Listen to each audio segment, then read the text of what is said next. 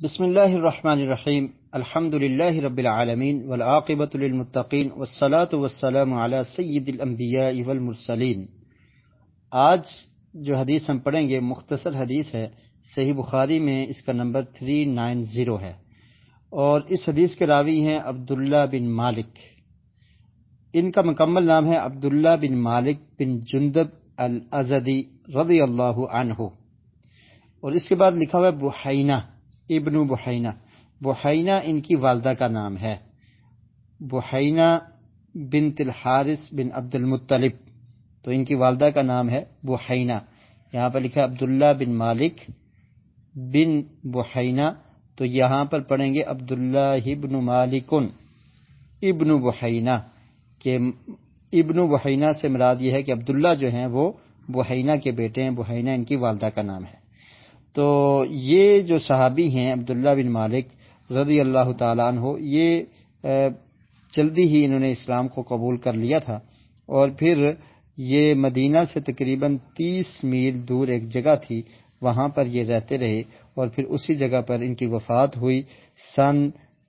56 ہجری میں۔ تو یہ اس حدیث کے راوی ہیں، وہ بیان کرتے ہیں نبی کریم صلی اللہ علیہ وسلم کی سجدے کی ایک کیفیت کو۔ آپ دیکھیے صحابہ کرام رضوان اللہ علیہم اجمعین نے کس طرح سے دین کا علم امت تک پہنچایا، اور اللہ کے رسول کی ہر کیفیت اور حالت کو بیان کر دیا۔ بیان کرتے ہیں کہ کان اذا صلی فرج بین یدیہ حتی یبدو بیاض ابطیہ، کہ نبی کریم صلی اللہ علیہ وسلم جب نماز پڑھتے، سجدہ کرتے، تو اپنے ہاتھوں کو کھول کے رکھتے، اتنا کھولتے کہ یہاں تک کہ آپ کے بغلوں کی سفیدی نظر آ جاتی۔ تو اس سے ثابت یہ ہوتا ہے کہ سجدے کی حالت میں ہاتھوں کو بالکل اپنے جسم کے ساتھ سمیٹ دینا یہ ٹھیک نہیں ہے، بلکہ بازوں کو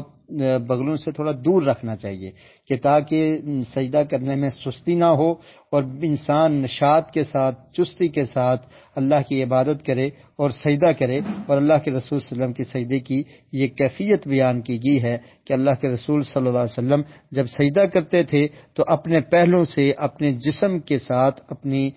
بازوں کو ٹچ نہیں کرتے تھے، بلکہ تھوڑا کھول کے رکھتے تھے، دور رکھتے تھے، حتیٰ کہ اللہ کے رسول صلی اللہ علیہ وسلم کی